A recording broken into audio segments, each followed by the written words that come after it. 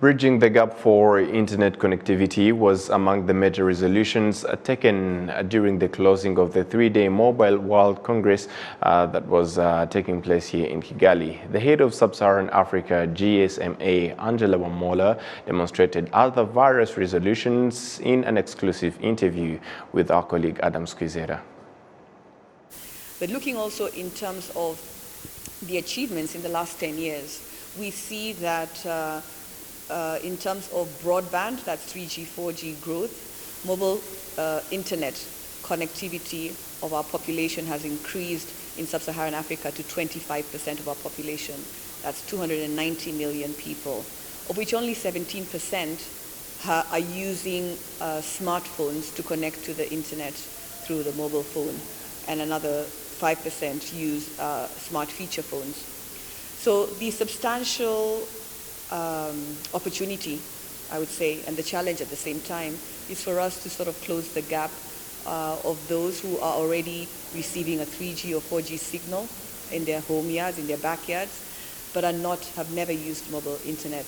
And that is 60% of our population. That's a 680 million opportunity of our people.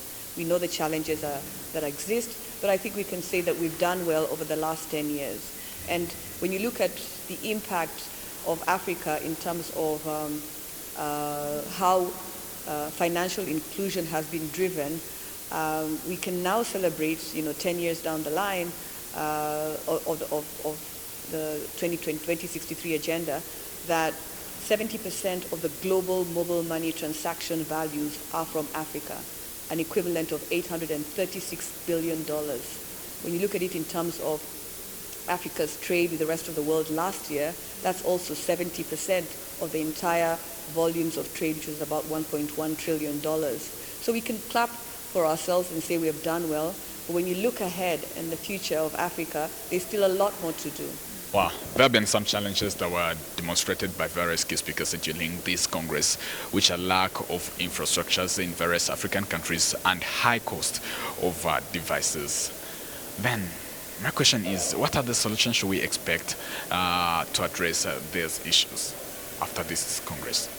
So it is essential that we don't just close the event with just having talked about the challenges, but we've come out of the event with action plans that need to be undertaken in order to close that gap. So for example, when you look at the challenge of device affordability, just having to unpack that 680 million people, we know that 4% of those have a smartphone already, but are just not using it, have never used it. And so we need to understand, okay, what are the challenges behind that? So that 4% can be addressed with, digital literacy, or maybe they just don't have the content, maybe in their language or locally available for them to do that. And now the rest who form that 680 million, we know that 16% have a feature phone.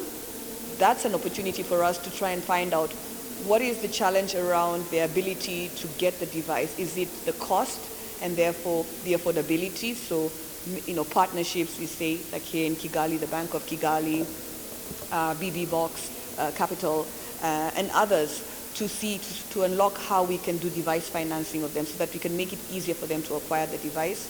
And then there are others who just do not have the device at all, and so we need to begin to understand, is it that they're not willing, and what about their willingness is causing that challenge? So we know about cultural challenges, social norms that we face. How do we unpack those? How do we understand what it is? What is it? Is it the availability and the variety of the phones that are available in the market?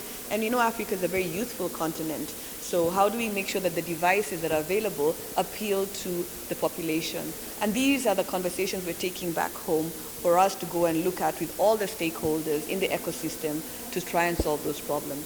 Switching to social media, since their use is even evolving, what do you think are the guarantees for its safety and government respective authorities, as well as their rights to privacy on the individual's or personal level?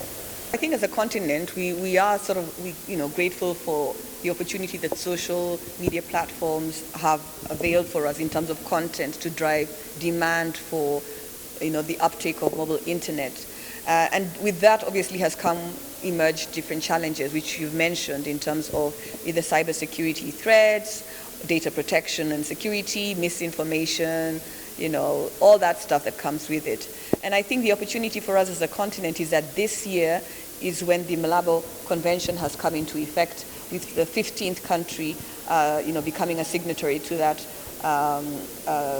the Malabo Convention. So that presents as an opportunity as a continent to rally behind that framework so that we can now begin to harmonize the different ways the different countries are looking at data protection and cybersecurity. The fact is that, we're not a silo anymore. It's one big village, and therefore it's one of the fundamental things that needs to be done. That how can we work together with the different authorities that look at protection of data, protection of consumers and their information, cybersecurity, and enact laws that are harmonized, so that regardless of where the content is coming from, there is that ethical and business responsibility to ensure that we have our consumers' protection at the forefront of how we deliver media.